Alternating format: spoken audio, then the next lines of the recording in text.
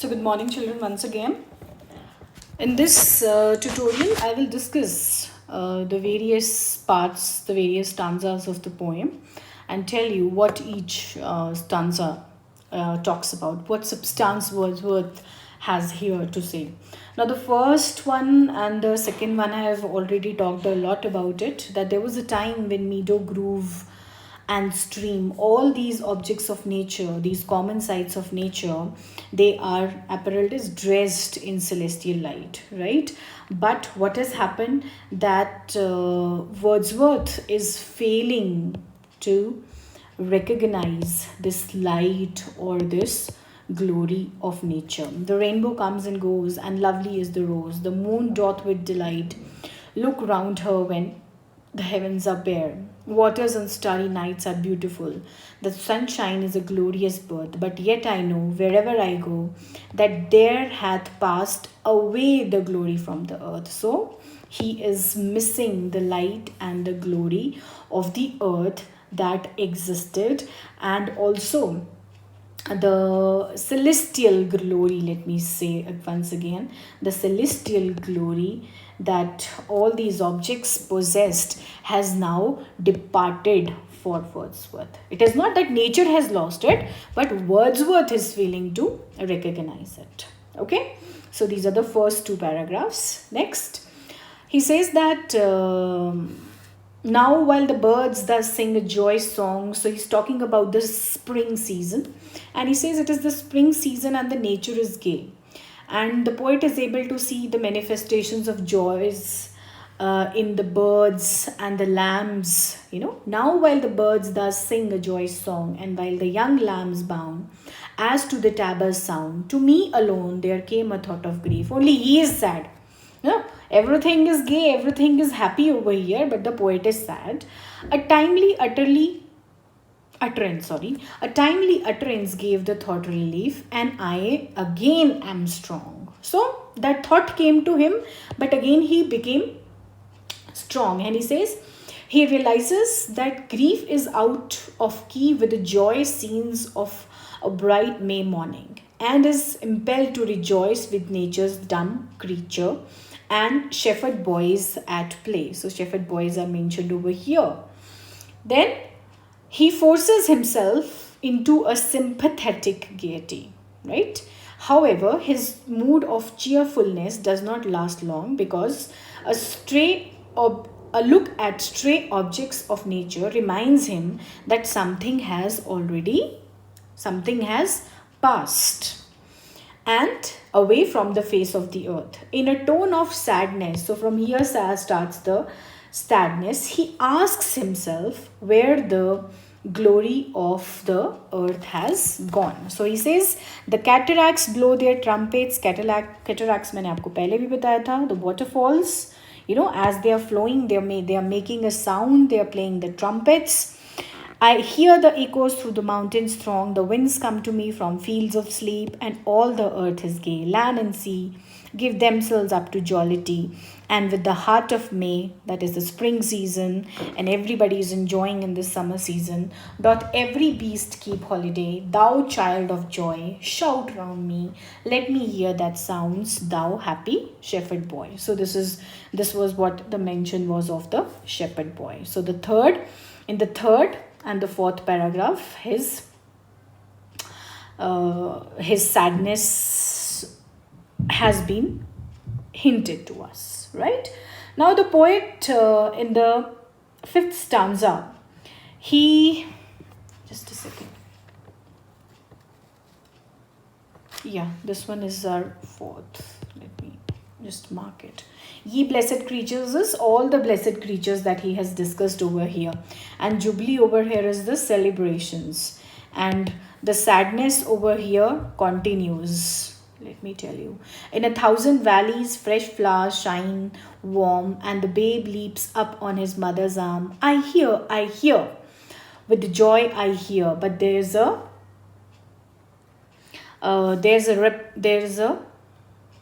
tree of many one, a single field which I have looked upon.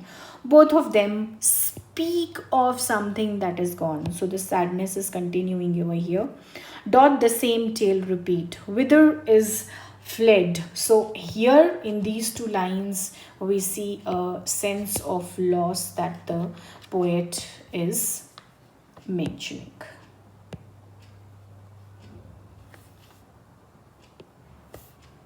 Yeah. Okay. Our birth is but a sleep and a forgetting. The soul that rises with us, our lives star, hath had elsewhere its setting, and cometh from afar, not in entire forgetfulness, and not in utter nakedness, but trailing clouds of glory do we come from God, who is our home. Heaven lies about us in our infancy. But shades of prison house begin to close upon the growing boy. Now what happens, what is happening in this fifth stanza? Now the poet is putting a question to himself, right? And he says that when a man is born in this world, he brings with him the shadowy reflections. Our birth is but a sleep and a forgetting, he says. So what happens is he brings with him a shadowy recollections of divine origin. ये वही transmigration of soul जो मैंने आपको बताया, right?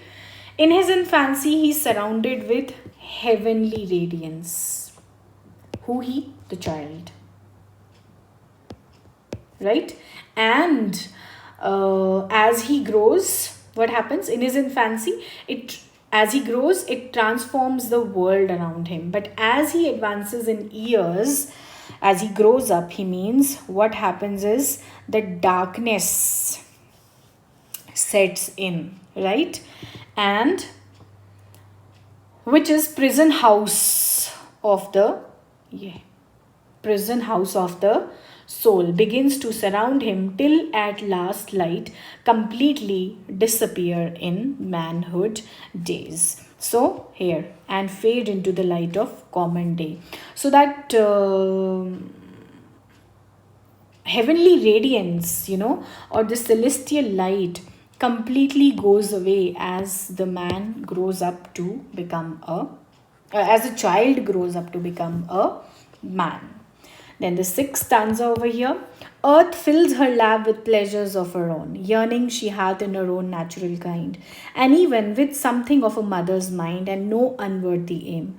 The homely nurse doth all she can to make her foster child her inmate man. Forget the glories he hath known, and that imperial palace. ये था वो जो मेरे को word याद नहीं आ रहा था. Imperial palaces, that he comes from heaven, whence he came. So, foster child, not the biological child, right? The earth. So, he says, earth is kindly foster mother of man. She tries to lure the child away from heaven by offering the pleasures and pleasant pursuits she can give, and to make him forget his desires of spiritual home. So when the man comes on earth, when the child comes on this earth, he as he grows, he forgets what? He forgets his spiritual home. That is this spiritual home. That is his that is heaven, right? And he becomes what? He becomes busy in the what we call the pleasures of life, which also have a negative side to it, right? Why? Because man feels sad, he becomes upset over things and so many things. So he says this was the sixth. Here starts your seventh passage. Behold the child among his newborn blisses, a 6 years darling of pygmy size. So here, many a times critics say that the 6-year child is often mentioned to Coleridge's baby. That is what people say. And what is he saying over here? The small child of 6 years is lured by thoughts away. He's lured away. Remember that. The thoughts of the past, the thoughts of life in heaven keeps fading, that they become memory for the child. He plays with the toys and arranges them according to some design of his own and with a skill that he has newly acquired. Very soon he finds himself absorbed in the worldly pursuits and utters the words used in business discussion, or words of lovers, or words of dispute. Then he takes up different roles till he grows old. Now let us see. A 6 years darling of pygmy size, see where amid work of his own hand he lies, fretted by sallies of mother's kisses, with light upon him from his father's eyes. See at his feet some little plan or chart, some fragment from his dream of human, this one, shaped by himself with a newly learned art, a wedding or a funeral, a mourning or a funeral, sorry, a wedding or a festival, a mourning or a funeral. And this hath now his heart, and unto this he frames his song. Then will he fit his tongue to dialogues of business and all love or strife, but it will not be long before, ere means before, this be thrown aside. And now, with new joy and pride, the little actor cons another part. So now over here, the poet starts mentioning to the stages of life and the various roles which human beings play, how their roles keep changing: a lover, a husband, a father, a mother, a beloved, and a daughter. That is what he means. Filling from time to time his humorous stage with all the persons down to palsied age. Palsy, when you start forgetting, that is palsied age, that life brings with her in her equipage, as if his whole vocation were endless imitation, the copy of the childhood. And copying whom? Copying the elders, doing one role after, performing one role after the another. That is what he means, imitation after the other, right? So this was your 7th paragraph, and let's move on to the 8th one. Thou, whose exterior semblance doth belie thy soul's immensity, thou best philosopher, who yet dost keep thy heritage, thou eye among the blind, that deaf and silent readest the eternal deep, haunted forever by the eternal mind. Now the child is unaware of the vastness of his soul. Soul की बात हो रही है ये सारी. Vastness of the soul. He is the best philosopher, and he is the eye among the blind. The child. अब ये दाव दाव यहाँ किसके लिए मेंशन हो रहा है? चाइल्ड के लिए मेंशन हो रहा है, right? So he knows the truths which grown up with. The child being haunted by the divine presence, he is also what? He is the prophet, he is the seer. He knows the truth which grown up men spend all their lives to learn. So the child is already aware of the truths of life, which a man faces. So, which we are toiling, working hard means all our lives to find. In darkness lost, the darkness of the grave, thou over whom thy immortality broods like a day, a master over a slave. So what he says, the sense of immortality, it dominates the child. Sense of what? Sense of immortality. This immortality, it dominates the child. It dominates the child as a master. ये जो यहाँ दिया है, as a master controls the slave. That is what he means here. Okay. Now it is strange that the child should forget his divine heritage and blindly he should do what? Over here he should blindly enter. ये जो सारा fret wait मैं इसको पढ़ती हूँ अभी. He should enter into what? He should enter into a struggle for existence. So what happens basically, kya bol rahe hain, what is Wordsworth saying? That the purity and the heavenly existence which was there in the soul of the child, it somehow gets lost because the child starts imitating the people it sees around. ये मतलब है इसका, ठीक है. तो वो struggle of life, struggle of for existence में फंस के रह जाता है the man, the child, when he keeps imitating और copying the man. So he says, thou little child, yet glorious in the might of heaven born freedom on thy being's height. Why with such earnest pains doubt dost provoke the ears to bring inevitable yoke? Thus blindly with thy blessedness at strife is struggle.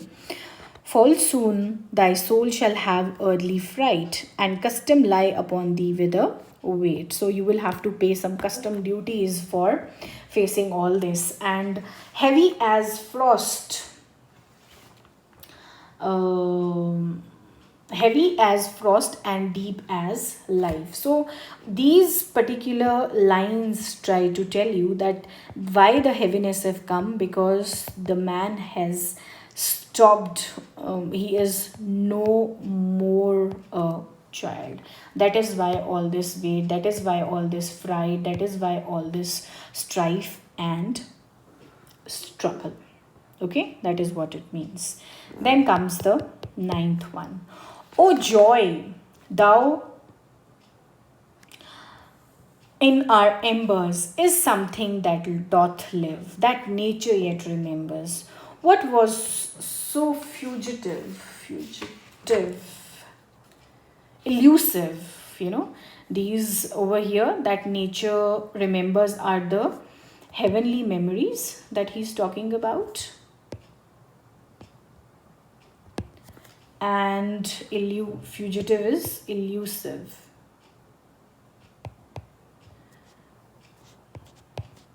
Which doesn't stay at one place.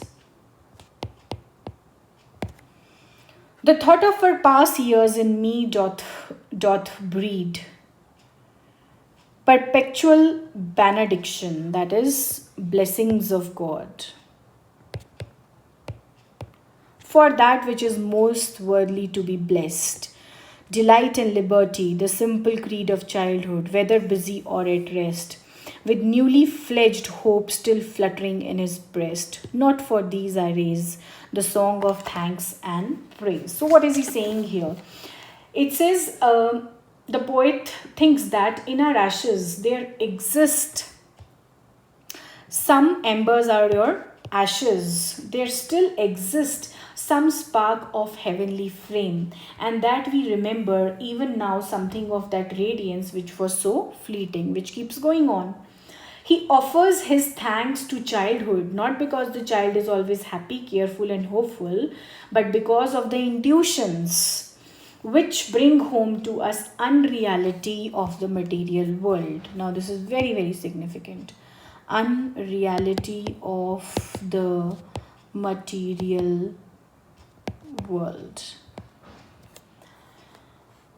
And the reality of what radiance which illumines earthly life and enables us to realize that years we spend on earth are only moments in the being of infinitude. So we are not gonna live over here forever. We are mortals, high instincts before which are mortal nature, mortal that we will end, or we will go back to the soil, we will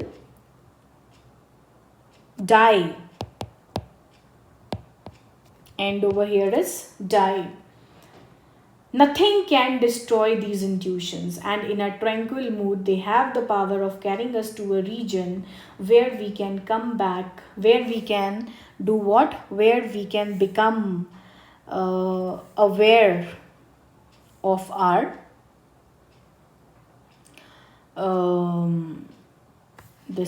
our souls have sight of immortal sea, that is the spiritual life.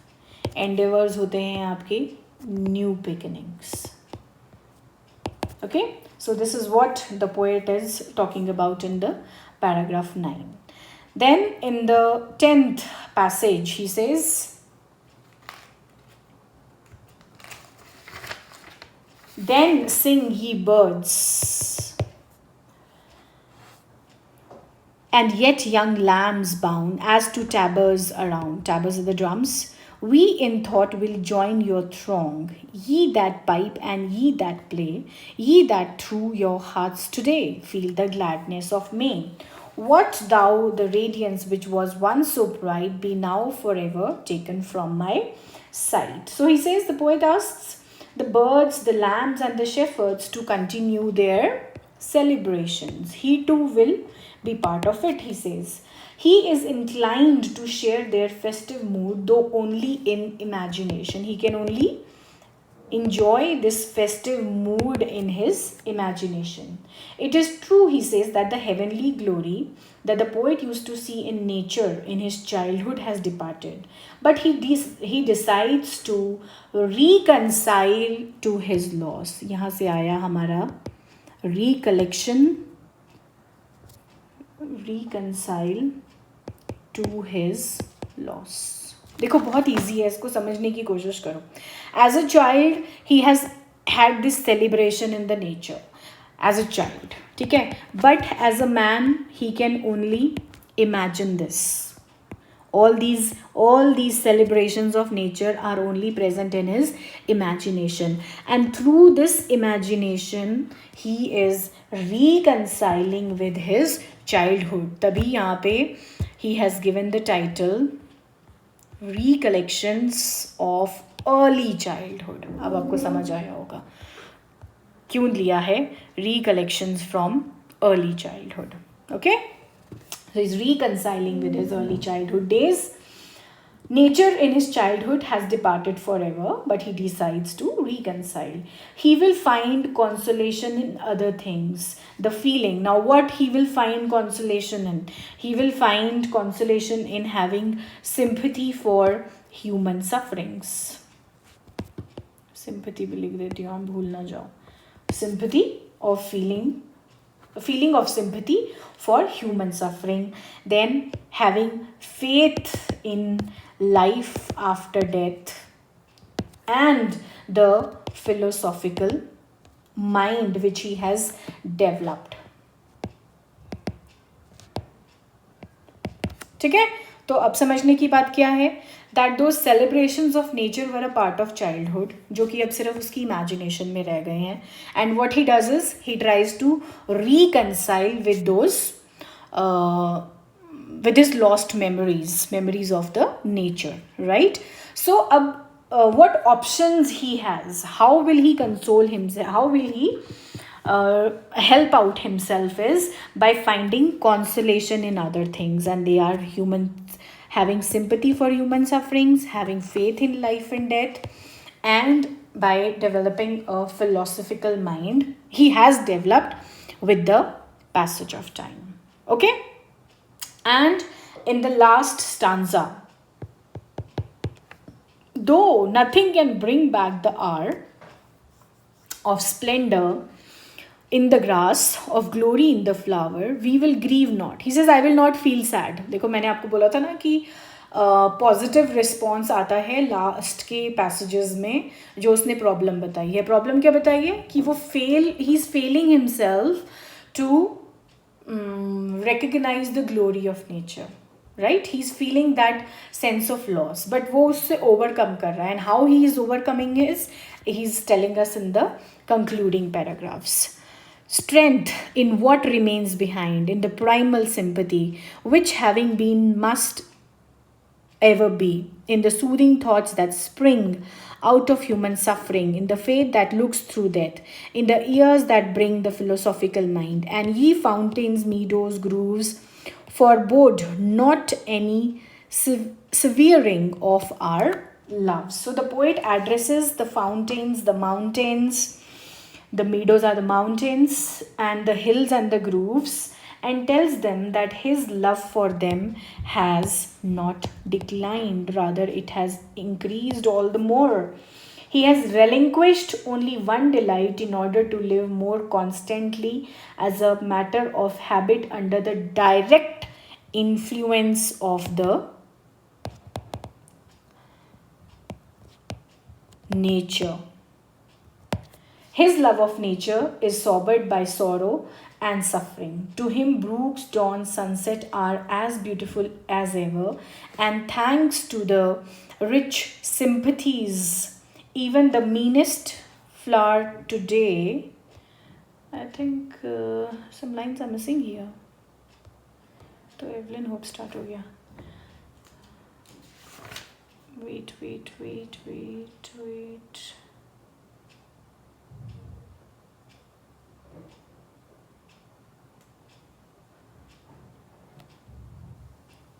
Yeah, the last few lines are missing here, and they are very, very important.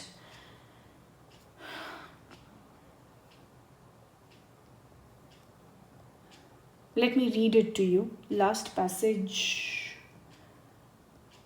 10, हाँ 11 पूरा ही missing है. And O fountains, yeah, the last is missing. And O fountains, meadows, okay, it started from here. It should start from here, the last paragraph. That is 11 starts from here. So it says, I only relinquished one delight to live beneath your habitual sway. That is, he liked to spend a life in the lap of nature. I love the brooks which down with their channels fret even more than when I tripped lightly as they. The innocent brightness of a new-born day is lovely yet. The clouds that gather round the setting sun do take a sober colouring from an eye, that is the colours, that hath kept which watch over man's mortality. So the consciousness of the poet is sober over here, right? And race hath been, and other palms are won. Palms over here are the rewards that he has won. So last four lines are very significant. Thanks to human heart by which we live. Abhi humanitarian concerns are what Wordsworth had mentioning. That is his philosophical state of mind. Thanks to its tenderness, its joys and fears. Now I will like the last two lines जो कि quote भी की जाती हैं. To me, the meanest flower that blows can give thoughts that do often lie too deep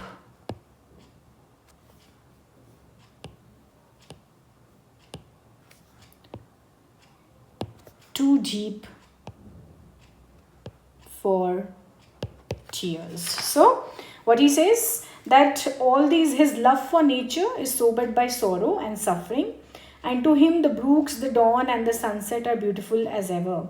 And he says, thanks to his rich human sympathies, that even the meanest flower, a small flower, moves him, or it gives him the feeling of poignancy. That is, he obviously pays heed to the beauties of nature, which generally people ignore because they are so much bounded by other thoughts of life, the mundancy of life, and the responsibilities and sadness which has set into the mind of the people. So he says, at least I am so much sensitive to the feeling that even the meanest flower means it moves me when I see that. So what is he trying to say? Three facts, जैसे कि मैंने पहले भी आपको three parts बताए. That first he is telling about the beauties of the nature and how he has enjoyed them as a child. He could see the glory in those beauties of nature. But as he grew, he says that I started losing that